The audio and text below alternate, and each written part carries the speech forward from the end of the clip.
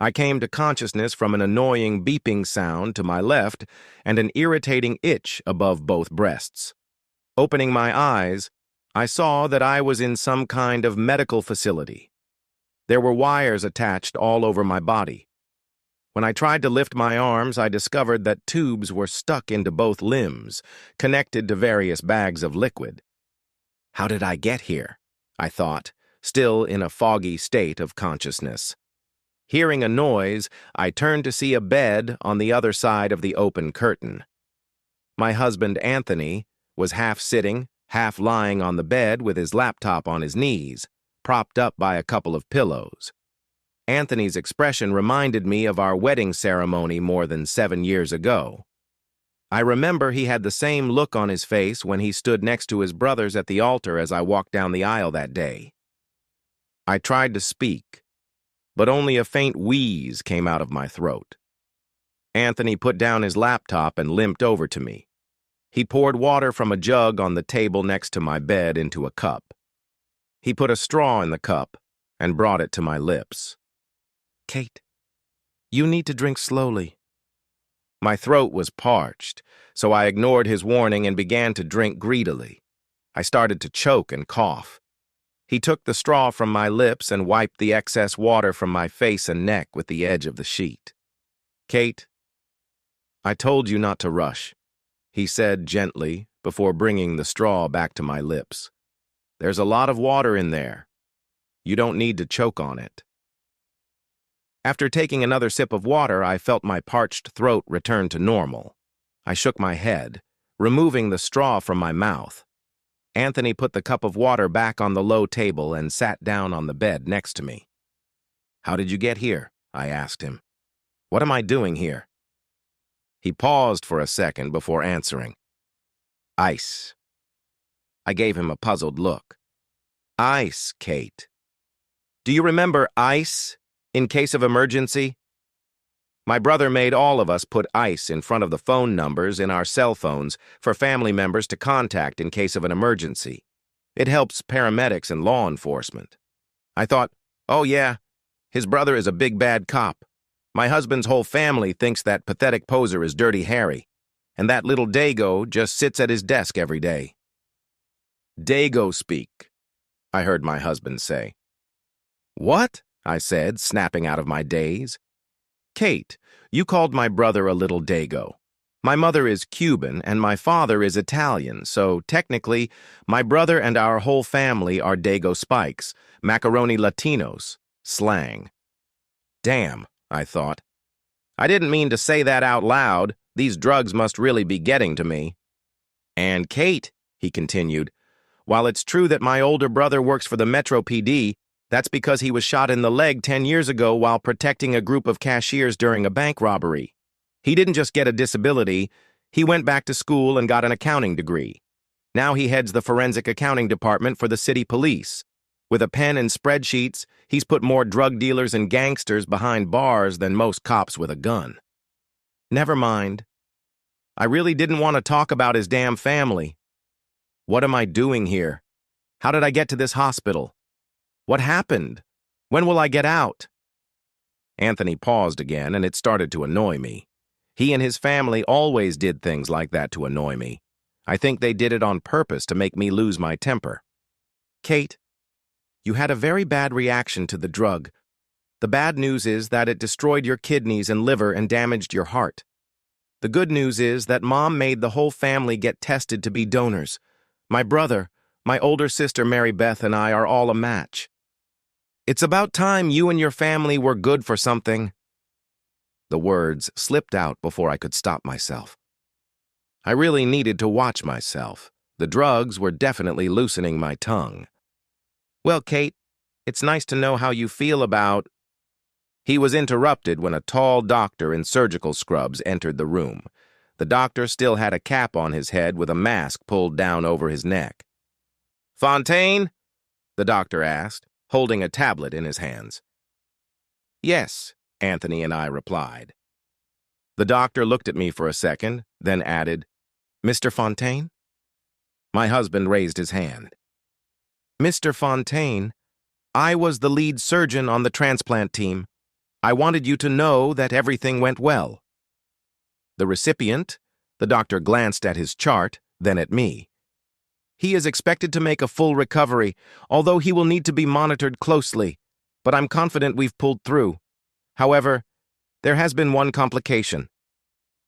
I saw Anthony wave his hand at the doctor, interrupting him. Thanks, Doc. Your administrator explained it to me after the surgery in the recovery room. We appreciate you stopping by. The doctor looked at him, then at me. He started to say something, but stopped and just nodded before leaving the room. Even in my semi-drugged state, I breathed a sigh of relief. I was going to be okay. After the doctor left the room, Anthony limped over to his bed. I called out to him. Did you hear that? I'm going to be okay. The doctor said I'll make a full recovery. Anthony just grunted and then turned away, holding a folder of legal documents in his hand. Kate, do you want to explain this? Although my vision was a little blurry, I could read the title. Petition for Divorce. Yes, Kate, you can imagine my surprise when, after receiving a call that you were in the hospital, my brother and I rushed to leave our office building, and some joker in the lobby called my name and handed me this. He threw the piece of paper onto my lap. Any comments? Oh, Anthony, sweetie, I began. Kate, please don't call me that. I'm not your sweet Anthony. His voice was cold and emotionless. Honey? I paused, then started again. I know how much you love me. This transfer you've decided on only proves how much. But I've never loved you the way you love me.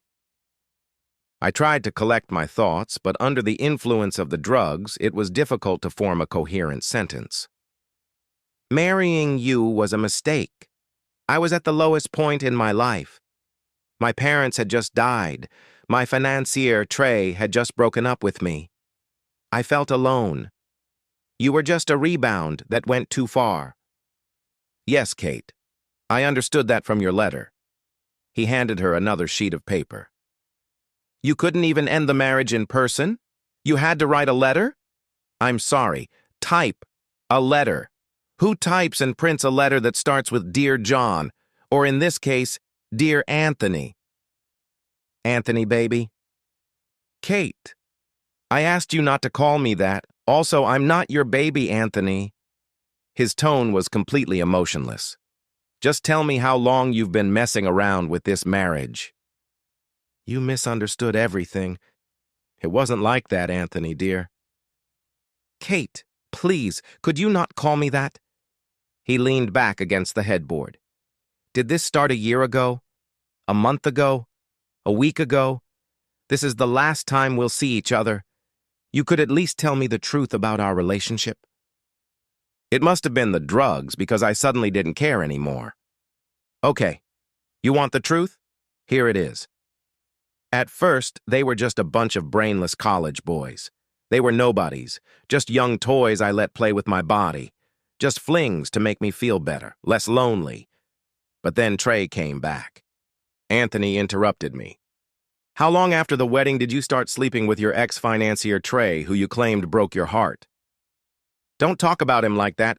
Trey and I are soulmates. It sounds strange now because I cheated on him and he cheated on me. But Trey contacted me about a year after the wedding. Trey apologized for breaking up with me.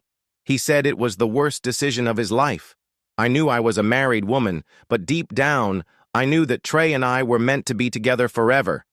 Anthony, sweetheart, you have to understand.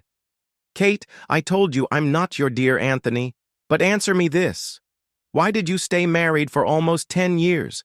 You could have left at any time. Why cheat for so long? Anthony, baby. I stopped when he gave me a cold look.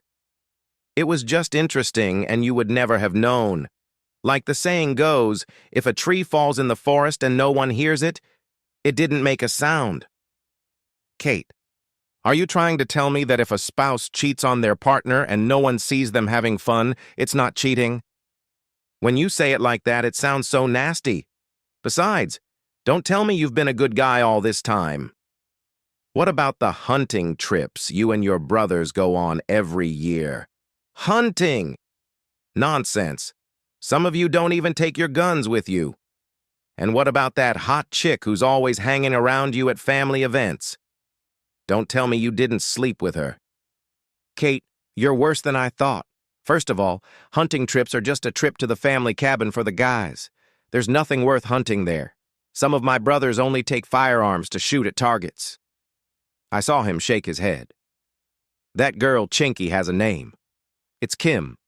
My parents sponsored her after she fled Myanmar and brought her to this country at the age of 7, after Kim saw her family killed by government troops. My whole family took care of her. Kim followed my brother and me everywhere because we were closest in age. Yes, of course, your younger brother. If he's not high, he sits at home and reads all day. Kate, I hope it's drugs that are making you say that, because I'd hate to think that our family took in such a bitch. That wasn't the brother little Kim was always around. For your information, my younger brother, whom you despise, has a bad back and damaged lungs. He got them after carrying a pregnant woman and her baby down 6 flights of stairs during a fire at his former workplace. As for him sitting at home reading all day, he's recording books for visually impaired school children. He says that if society gives him money, he has to give something back. Can you say the same about your boyfriend, Trey?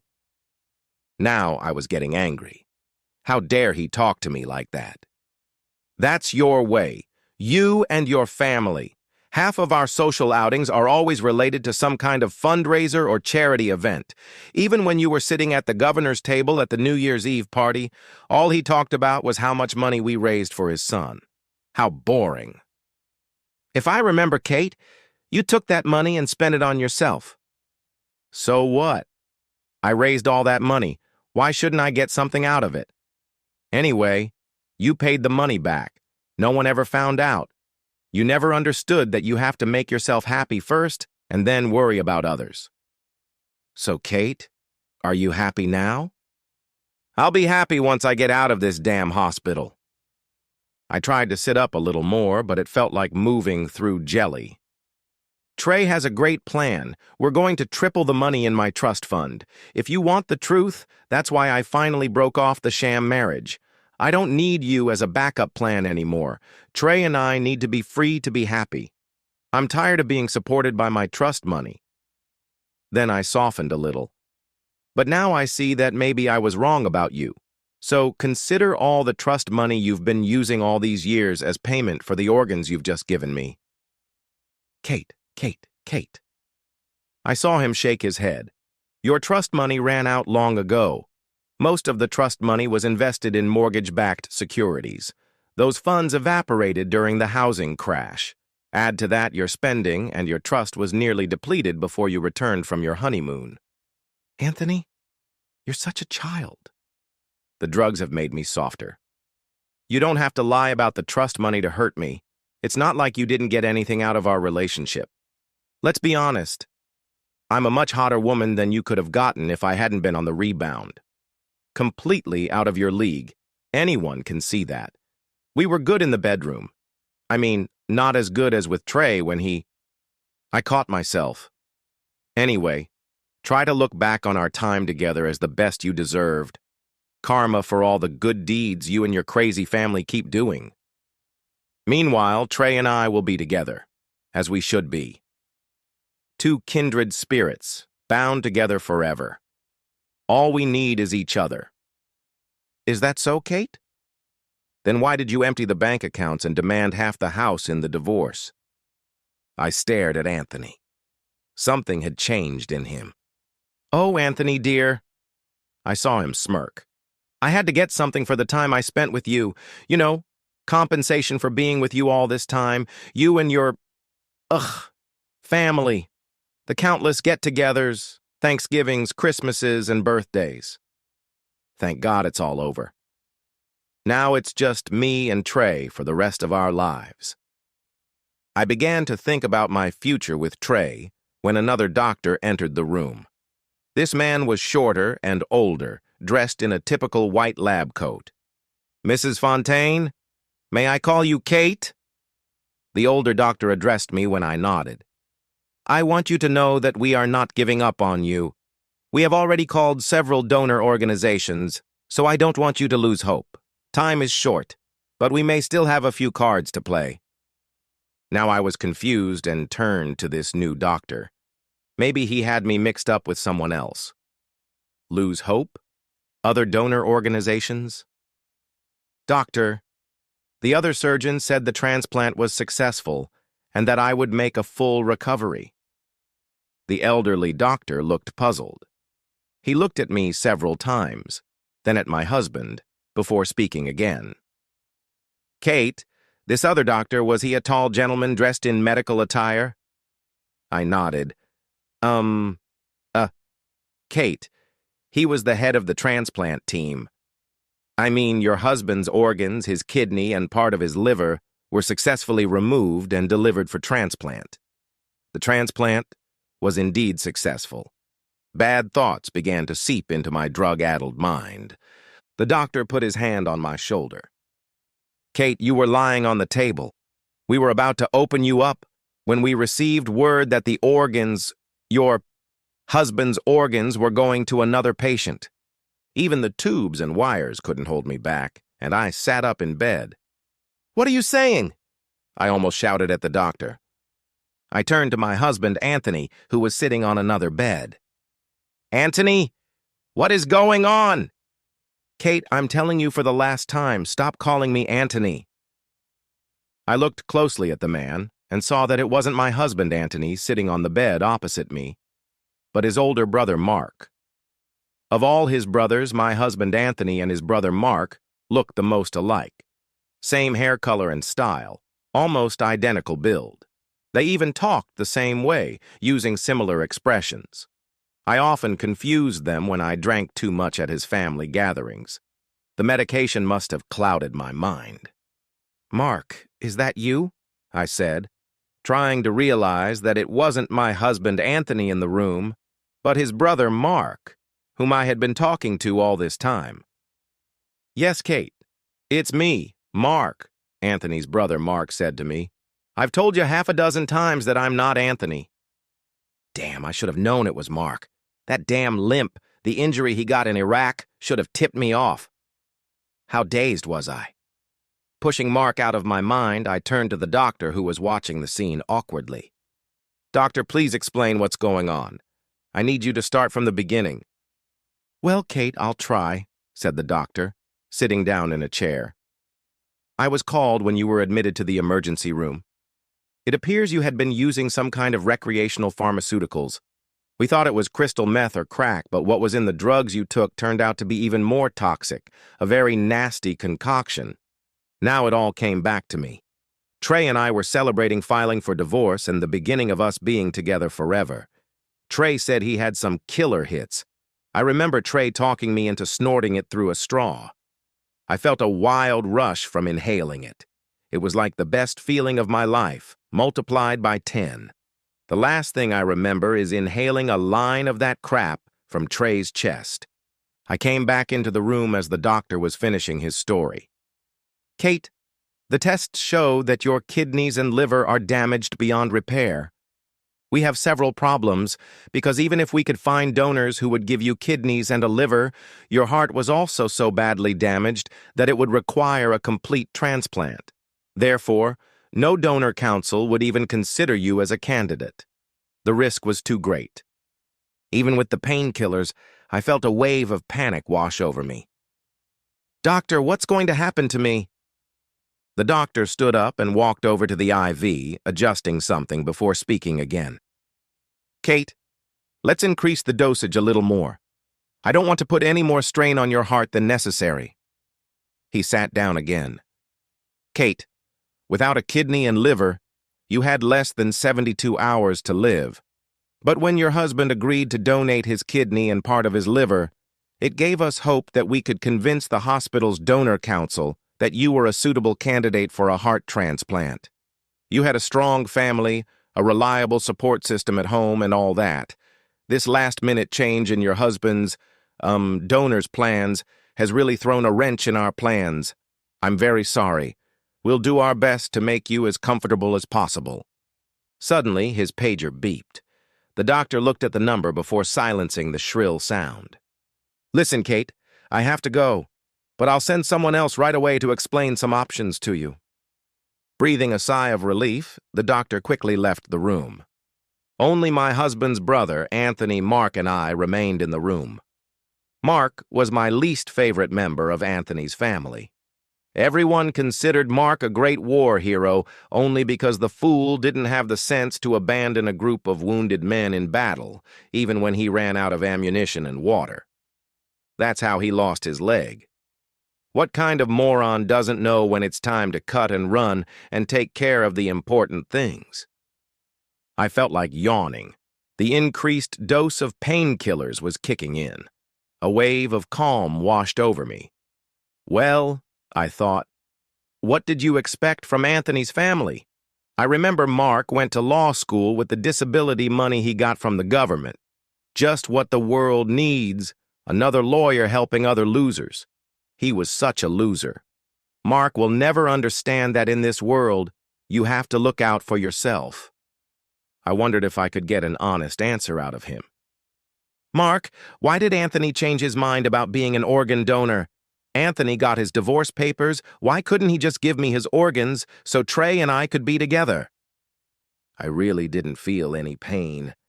I thought I heard Mark snort before he answered. "Kate, my brother Anthony never received your divorce papers. Anthony and I work in the same building. Your stupid bailiff filed the divorce papers with me. Anthony knows nothing about divorce papers or that you've been cheating on him all these years, and that's how it's going to stay." Mark walked over to my bed and picked up the divorce papers. "Kate, my brother Anthony was in the hospital before I arrived. In fact, he was already under anesthesia. But luckily for me, Anthony gave me power of attorney, since I'm the lawyer in the family." I watched as Mark folded the divorce papers and put them in his pocket. "Kate, I couldn't stop Anthony from donating his kidney and part of his liver, but there was a clause in the medical power of attorney that allowed me to change the recipient if the original recipient proved to be unstable. Even through the fog of the sedative, I knew it was wrong. Mark, you can't do this. Those organs were mine. My husband, Anthony, wanted them to go to me." Mark sat down on the bed opposite me again. "Kate, you're both right and wrong. For starters, Anthony wasn't going to be your husband." He patted the divorce papers in his pocket. "However, you're also right that I couldn't just decide on my own to refuse Anthony's organ donation. I needed the hospital's permission." Then Mark gestured toward the other side of my bed. "Hi, Kate. How are you feeling?" I heard a woman's voice and turned my head to see Mary Beth, my sister-in-law, Anthony's older sister, standing at my bedside. I hadn't even heard her come into the room. Mary Beth stroked my hair, reaching out to feel for the regulator on one of the IV lines. "I don't know if you remember, Kate, but I'm the chief administrator at this hospital." I vaguely remembered Anthony and I going to Mary Beth's promotion party. Something about the first nurse to work her way up from nurse to administrator of a large hospital. "You see, Kate, I couldn't believe you could do something like that to my little brother. I was shocked because I knew Anthony worshipped the ground you walked on. This divorce and betrayal will kill him, but don't worry, Kate. Anthony will never find out. Only Mark and I know about it. But you'll be happy to know that Anthony's kidney went to a worthy person, a young mother of 4. She had been on the transplant list for a long time. Her husband was in Anthony's room with their children, trying to thank him. It was very touching. Part of his liver went to a sick Vietnam veteran. It's great that the country can repay him for his service." I saw Mary Beth turning the dial on the regulator that controlled my pain medication. Then I heard Mark's voice, but I couldn't find the strength to turn my head. "Unfortunately, Kate, it looks like there have been some complications with Anthony's transplant. He's in a medically induced coma. By the time he wakes up, you won't be alive anymore. I'm sure he'll be sad. But as you've already noticed, Kim, the chick you thought Anthony was sleeping with will be happy to fill the void in Anthony's lonely life." "Trey," I managed to stammer. "Trey knows, Trey. My fiancé will tell him." Mary Beth pressed a few buttons on my monitor. "I'm afraid not, Kate. It looks like your lover Trey was unlucky and died before the paramedics got to his house. My brother's a cop with connections. You were never at the scene, at least not officially. Your death will just be one of those tragic events that no one could have foreseen." "No, no, no!" I tried to speak, but I could barely hear my own voice. "Well, it's not all tragic, Kate," Mary Beth continued. "Something good will come out of this. I saw that you have an organ donor card taped to the back of your driver's license." "No!" I managed to squeak out. "Well, now you will, Kate," I heard Mark's voice through the fog. "Look at it this way. It's a win-win situation. Even if you got Anthony's kidney and part of his liver, your heart wouldn't last the week. If a heart were found, the chances of you surviving the operation would be slim. So Anthony saved 2 lives, and you have a chance to save several lives too." "Yes, Kate." I recognized Mary Beth's voice as if through a tunnel. "Your kidneys, liver, and heart are damaged, but some of your other organs are still usable. We have recipients for your lungs, corneas, bone marrow, a bunch of other usable organs, and even skin tissue once you're gone. Since you love having other people play with your body so much, we're going to donate the rest of you to medical students." I tried to speak, but no words came out. The last thing I heard was Mark's voice. "Kate, I know how much happiness means to you, so you're going to get your wish, the one you talked about so much. You and your soulmate Trey will be together forever now. I hope you both enjoy rotting in hell."